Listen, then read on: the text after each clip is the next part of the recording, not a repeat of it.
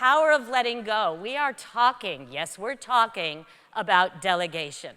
And delegation is the key to success. It is the key to success.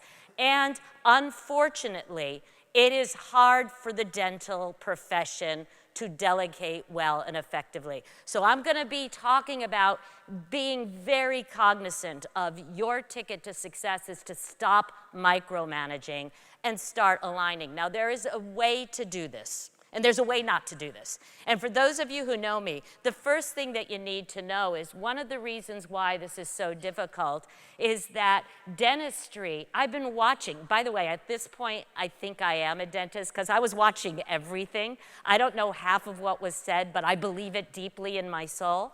And I can tell you very clearly that that perfectionism, that desire to be excellent exponentially, causes you to not be okay with just good enough. Now, for those of you who know me, I wouldn't dare call you anal, but I do call you subgingival, to go with the dental vernacular. You go below the gum line all the time with your team, and that means it's very hard to let it go, right? Absolutely.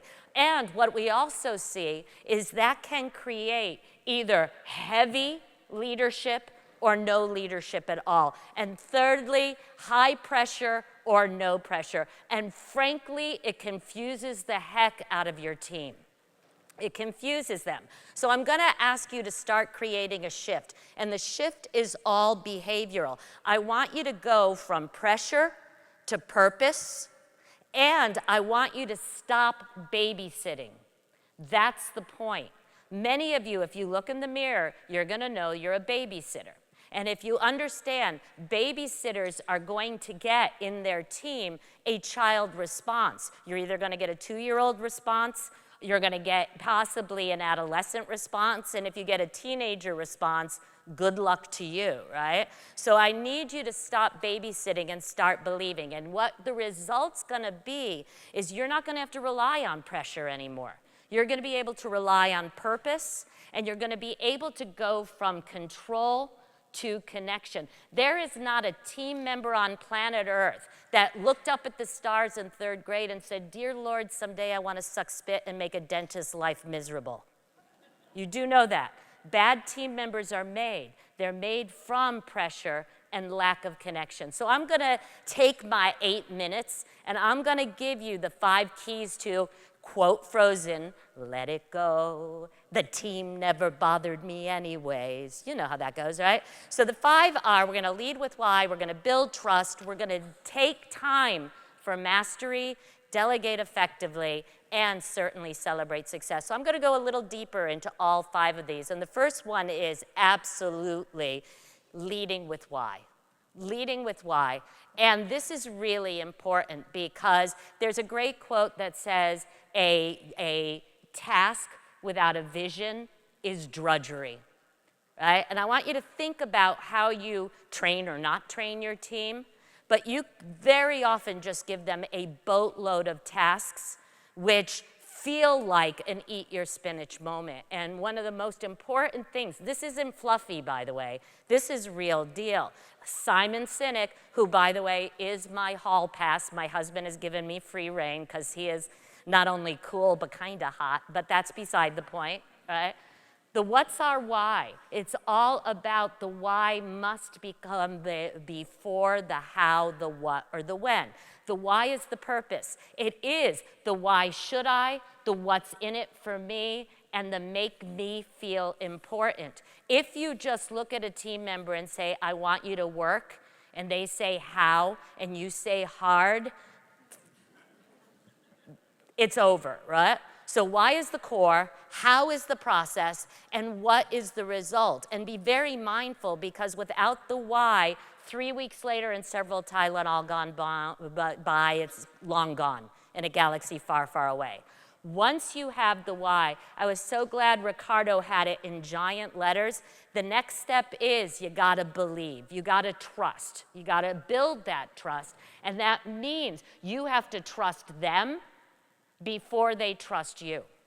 No, you can't lead without permission. And the whole idea of building trust is that it scales leadership. In fact, one of my favorite quotes from a book called Master Coach is that coaching is an act of faith in others. You have to believe. And if you don't believe, don't delegate. If the nicest thing you have to say to a team member is nice socks, you have a bigger issue than whether they're able to master the skill at hand. Does that make sense? So we have to balance it. Now, there are 5 ways to build trust: transparency, vulnerability, sincerity, authenticity, and empathy. And this is not easy because, we very often get the Wizard of Oz complex. We think to effectively lead our team, we need to be the almighty, all-powerful. But don't forget, the wizard was undone by a little dog named Toto, right? Right? So the truth is, my favorite leadership statement is, I was wrong. Followed closely by, I need your help, right? They have to see you sweat in order to be willing to sweat themselves. So this becomes very important. Number 3 is take the time for mastery. And mastery means that 9 times out of 10, aside from a bad hair day, I can be expected to do this. And mastery isn't I did this once. It means I've done this consistently over time. It is integrated. It is part of me. You have to have the courage, conviction, and ability to be able to actually let your team master. It's not a one-off. It's a process with a capital P. Mastery multiplies results. And confidence and commitment comes from competence. And you have to hold out for what is competent. So number 4 is all about delegating effectively. And when you think about delegating effectively, there are 3 types of delegation that doesn't work. Too tight, micromanager, subgingival potato head, right? Just right, delegation. Too loose is abdication.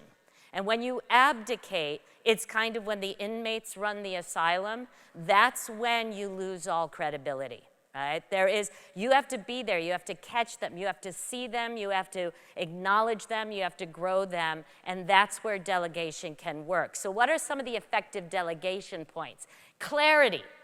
Do they absolutely understand not only why they need to do it, but all the mechanics that it takes to do it, what the results should look like, and how accountability, which is farther down the list, is actually monitored? Support, accountability, recognition. And when I think about this, the biggest issue that I see is very often, I heard this a couple of days ago, I think it was actually, one of the speakers talked about working in the business versus on the business. You gotta slow it down to speed it up, right? If the only type of training that you have is go do what you do and never bother me again, it's not gonna work for you.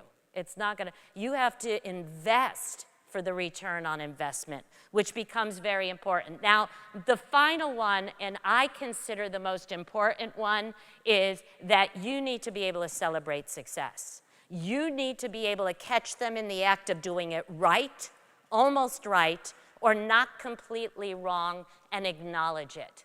Yeah, most of you wait till 3 months later when you notice it's not being done, and you come in, the beatings will continue until morale improves, right? I need you, if you assign something, and if they give it the old college try and almost get it right, I see you. I value you. I appreciate you, and I coach to you, because the bottom line is you reinforce what you want to see repeated. And what gets rewarded gets done. Momentum comes from seeing incremental success.